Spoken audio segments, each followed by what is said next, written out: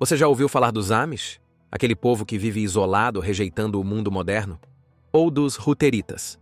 Comunidades fechadas que vivem quase como no passado remoto. E os curdos? Um povo espalhado por vários países, mas que não tem um estado próprio. Pois é, todos esses grupos chamam atenção. E inclusive nós temos vídeos aqui no canal que falam exatamente deles. Portanto, depois desse vídeo, não deixe de conferir. Uma coisa é certa. Todos esses vídeos vão te causar estranheza, surpresa e até mesmo raiva. Mas o que vamos contar agora é uma história diferente. Imagina uma comunidade onde nem todos conhecem a própria religião, onde pais não podem revelar aos filhos no que acreditam, onde sobreviver significou por séculos fingir ser outra coisa. Um povo sem país, que não quer ter um país, mas que está espalhado por todo o Oriente Médio, vivendo como eterno estrangeiro em terras que habitam há séculos. Eles guardam segredos tão profundos que nem todos dentro da própria comunidade têm acesso. E agora, em pleno 2025, estão cercados por guerras e pressões que podem obrigá-los a revelar o que sempre esconderam, ou desaparecer tentando proteger seus mistérios. Você provavelmente nunca ouviu falar deles, mas depois de hoje, nunca mais vai esquecer. É por isso que o Belo Mundo atravessa fronteiras para contar a história dos Drusos, um povo sem lar, com uma das religiões mais secretas do mundo, que continua existindo contra todas as probabilidades. Número 1. Localização e dados gerais. Se você abrir um mapa, não vai encontrar a terra dos Drusos. Eles simplesmente não têm um país. Mas isso não quer dizer que sejam um povo nômade nem refugiado. Pelo contrário, os Drusos vivem há séculos nas mesmas aldeias, cultivando as mesmas terras, principalmente nas montanhas do Oriente Médio. Na Síria, estão concentrados no sul, na região de Suaida, conhecida como Jabal al-Druze, a montanha dos Drusos. É a única parte do mundo onde eles são maioria absoluta, cerca de 700 mil pessoas. No Líbano, vivem aproximadamente 300 mil, principalmente nas montanhas Shuf, uma região de colinas verdes e vilarejos que se tornaram o coração político da comunidade. Em Israel, somam cerca de 150 mil, concentrados na Galileia e no Monte Carmelo. Já nas colinas de Golã, território sírio ocupado por Israel desde 1967, vivem mais 20 mil drusos. A maioria deles recusa a cidadania israelense e continua se considerando síria, o que cria uma situação de identidade partida que dura há mais de 5 décadas.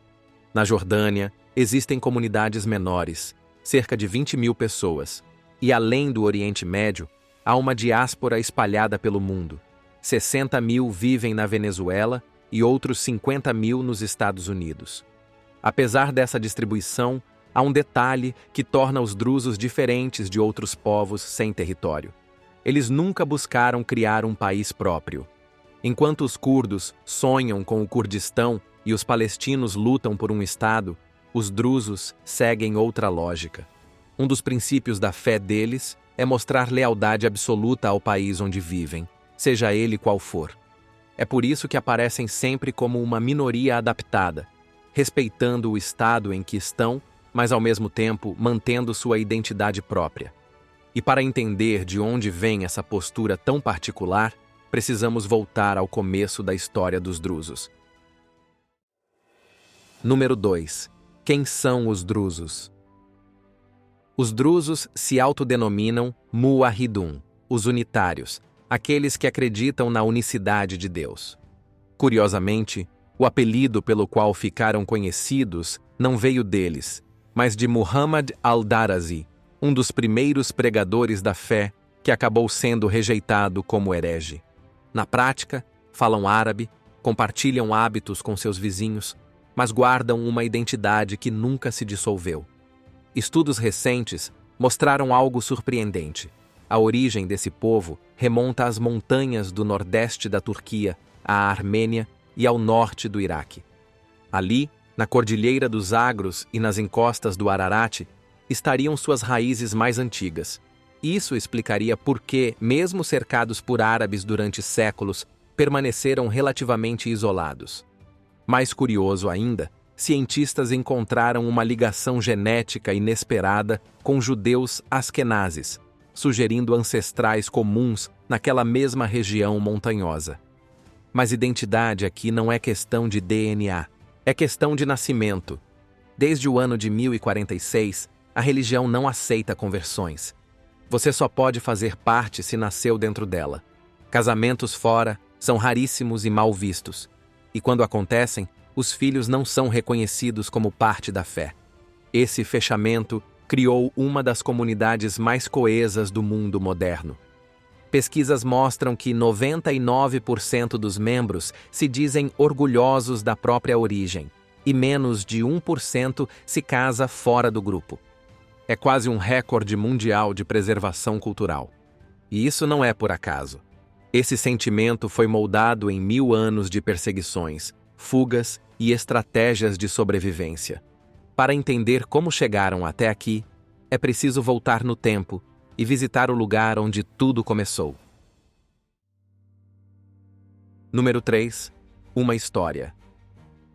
A narrativa começa no Cairo, no início do século XI, quando o califa Al-Hakim bi-Amr Allah comandava o califado fatímida. Ele era famoso por suas excentricidades, proibiu o consumo de moluscos, mandou os mercados funcionarem à noite e até ordenou a morte de todos os cães da cidade. Para uns, ele era um governante excêntrico e imprevisível. Para outros, um líder divino. Foi nesse contexto que surgiu um grupo de seguidores que acreditava que Al-Hakim não era apenas um califa, mas a própria manifestação de Deus na Terra. E nem preciso dizer que deu treta, né? Para o Islã ortodoxo, isso era heresia absoluta. A nova doutrina encontrou seguidores nas montanhas do Líbano e da Síria. Ali, longe dos centros de poder, floresceu uma fé que misturava monoteísmo islâmico, filosofia grega neoplatônica, crença na reencarnação e tradições antigas. 4 anos depois, Al-Hakim desapareceu misteriosamente em um passeio noturno. Para os fiéis, ele não morreu, apenas se ocultou, aguardando o momento de voltar no fim dos tempos. Para os inimigos, foi assassinado, talvez até pela própria irmã. O sumiço marcou o início das perseguições. No Egito, seguidores foram massacrados. Quem sobreviveu fugiu para regiões remotas do Levante. Foi nesse contexto que surgiu uma prática que os acompanharia por séculos: a taquia. Em tempos de perigo, eles podiam disfarçar a própria fé, rezando como muçulmanos sunitas, jejuando no Ramadã, até fazendo a peregrinação a Meca, enquanto em segredo mantinham seus rituais. Essa habilidade de adaptação virou quase um instinto de sobrevivência. Durante as cruzadas, jogaram com os dois lados. No Império Otomano, pagavam impostos como muçulmanos comuns, mas mantinham autonomia nas aldeias de montanha. No século XIX, quando missionários protestantes chegaram ao Oriente Médio, alguns fingiram conversão ao cristianismo só para ter acesso a escolas e hospitais. Mais uma vez, a estratégia era clara: sobreviver. Com o fim do Império Otomano, no século XX, veio a divisão de fronteiras e eles acabaram espalhados entre Síria, Líbano, Jordânia e o que viria a ser Israel. Na Síria, chegaram a ter um pequeno estado autônomo, o Jabal al-Druz, sob mandato francês. No Líbano, ganharam força política com líderes como Kamal Jumblat. Já em Israel, fariam a escolha mais polêmica de sua trajetória. Número 4. O pacto controverso com Israel. Quando o Estado de Israel nasceu em 1948, o Oriente Médio inteiro se dividiu em campos de batalha. Povos árabes rejeitaram a criação do novo país e entraram em guerra. Só que, no meio desse cenário, um grupo decidiu trilhar outro caminho. Enquanto vizinhos muçulmanos boicotavam, as comunidades druzas que viviam na Galileia e no Monte Carmelo tomaram uma decisão inesperada. Aceitaram o serviço militar obrigatório ao lado dos judeus israelenses. Esse pacto mudou tudo. Desde então, Jovens drusos vestem o uniforme das forças de defesa de Israel, lutando inclusive em guerras contra países árabes, de onde muitos descendem. É uma escolha que gera orgulho em uns e desconfiança em outros. Para o governo de Tel Aviv, foi uma demonstração de lealdade. Parte da resposta é pragmática. O serviço militar em Israel abre portas, empregos, benefícios sociais, status. Parte é teológica. Jetro, o profeta mais reverenciado pelos drusos, foi sogro de Moisés e ajudou os israelitas no deserto. Alguns drusos interpretam isso como um dever sagrado de proteger o povo judeu. Mas principalmente é estratégia de sobrevivência. Ao demonstrar lealdade absoluta, garantem proteção. E Israel retribui. Quando drusos são atacados na Síria ou no Líbano, Israel frequentemente intervém. Netanyahu chama isso de pacto de sangue. No entanto, essa aliança cria dilemas dolorosos. Soldados drusos israelenses já bombardearam aldeias drusas no Líbano. Durante operações militares, podem estar atirando em pessoas que compartilham sua fé, sua língua, até laços familiares. A situação nas colinas de Golã adiciona outra camada de complexidade. Dos 20.000 drusos que vivem nesse território ocupado, a maioria recusou cidadania israelense. Mantêm documentos sírios, estudam currículo sírio, mas trabalham em Israel e dependem de sua economia. Com a guerra civil síria e os eventos recentes, alguns começaram a reconsiderar. Pedidos de cidadania israelense aumentaram. Mas quando violência explodiu em Suaida, em 2025, muitos drusos do Golã tentaram atravessar a fronteira para ajudar parentes. Alguns o fizeram ilegalmente. É uma lealdade impossível de conciliar. Como manter a unidade comunitária quando fronteiras políticas forçam você a escolher lados em conflitos onde ambos os lados são seus irmãos? Número 5. A religião mais secreta do mundo. Agora chegamos ao coração do mistério dessa comunidade, sua fé.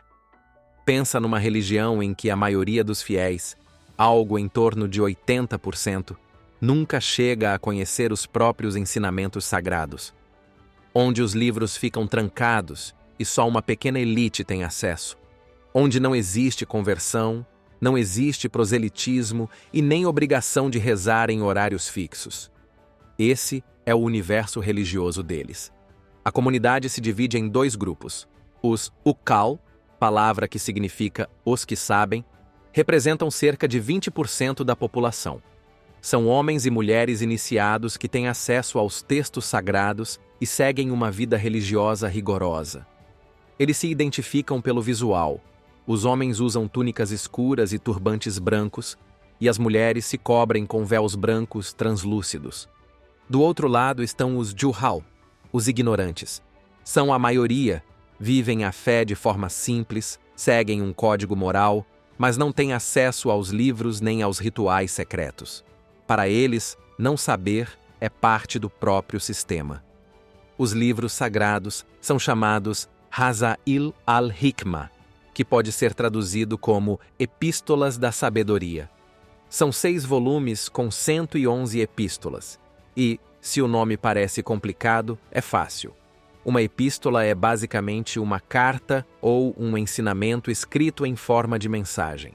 A tradição afirma que no início eram 24 volumes, mas 18 se perderam ou foram escondidos ao longo dos séculos. O pouco que sabemos vem de estudiosos. Eles acreditam em 5 princípios cósmicos, cada um ligado a uma cor: verde para a mente universal, vermelho para a alma universal, amarelo para a palavra, azul para a causa e branco para o efeito. Outro ponto central é a reencarnação, mas com uma diferença marcante. Acreditam que um druso sempre renasce como druso.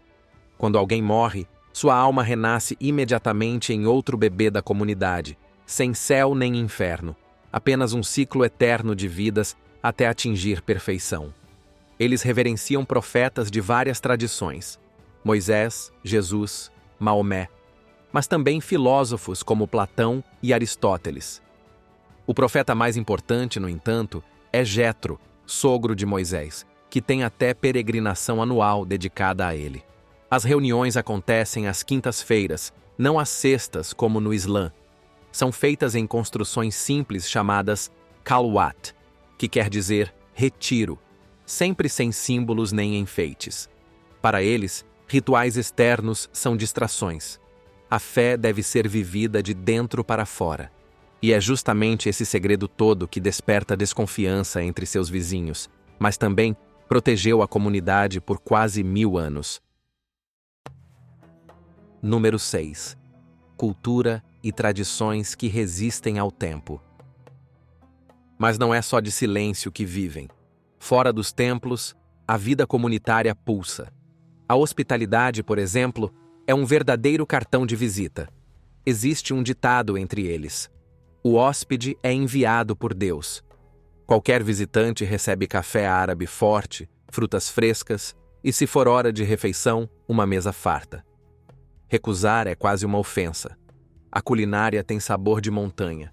Nas mesas aparecem pratos como kibé, mansaf, cordeiro com arroz e iogurte, musacan, frango com cebolas caramelizadas e especiarias.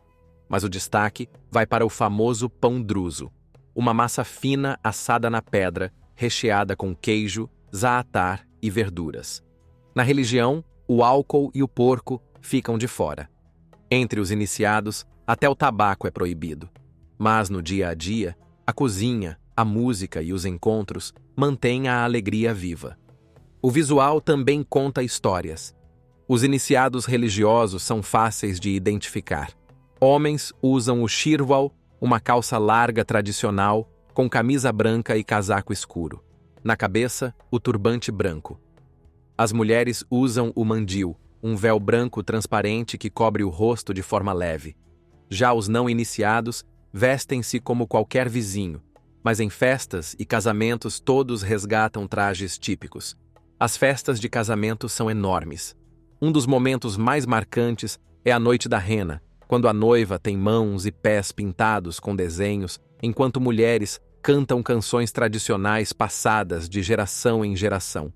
A música é marcada pelo midwis, uma flauta dupla de bambu que emite um som contínuo e hipnótico. Nas festas, a dança mais comum é a dabki, em que grupos dançam em linha ou círculo, batendo forte os pés no chão. Na educação, o destaque é enorme. A taxa de alfabetização é altíssima, e muitas famílias fazem de tudo para mandar os filhos à universidade, mesmo em aldeias pequenas. As mulheres também têm papel de destaque. Podem ser uqal, participar de decisões religiosas e políticas, herdar propriedades e até pedir divórcio, algo raro no Oriente Médio. E o mais forte de tudo é a solidariedade interna. Existe um mandamento religioso chamado proteção dos irmãos. Se um membro da comunidade precisar de ajuda em qualquer parte do mundo, todos se mobilizam. Foi isso que manteve o grupo unido e vivo por séculos, mesmo sem ter uma pátria. Número 7. O futuro de um povo sem pátria. Falar do futuro dos drusos é como tentar decifrar um enigma.